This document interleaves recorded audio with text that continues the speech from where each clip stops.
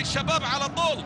ملعوبة كرة بتتخلص من خالد عزيز، ومرتدة ومحاولة موجودة، وفي عاصفة رملية شديدة حقيقة تهب على أرضية ملعب المباراة في أجواء قد تكون مغبرة وماطرة نوعا ما،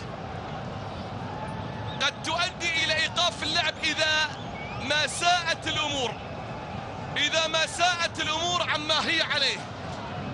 طبعا الأجواء كانت صحوة اليوم صباحا، ولكن في الفترة المسائية هناك يعني زخات من المطر هطلت على نفس المنطقة التي يقع فيها استاد الملك فهد الدولي، وعلى الثمامة أيضا والجنادرية، وبالتالي خلفت أجواء رطبة جدا قد تؤثر على نفس اللاعبين.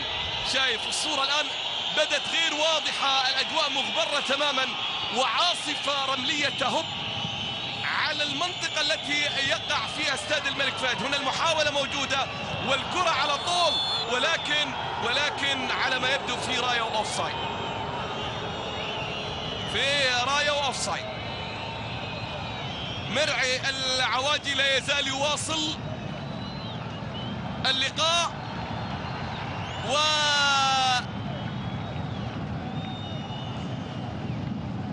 يلجأ إذا ما استمرت الأمور وإذا ما ساءت الأمور عما هي عليه حقيقة في هذه العصفة. هذا الخطأ اللي شاور عليه مساعد الحكم الثاني محمد العبكري بوجود أوفسايد. في اللقطات البعيدة المباراة غير واضحة تماما، في اللقطات المقربة في الكلوز يعني قد يمكن للمشاهد متابعة هذا اللقاء. هنا المحاولة موجودة، كرة على الأرض على طول تلعب العرضية، ولكن أيضا مقطوعة.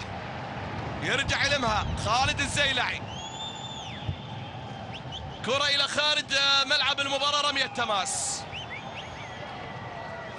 بالفعل عاصفة قوية جدا تحمل موجات من الغبار والأتربة تهب على ملعب الدرة، على استاد الملك فهد الذي يحتضن هذا اللقاء في دقيقته 14 من شوط المباراة الأول.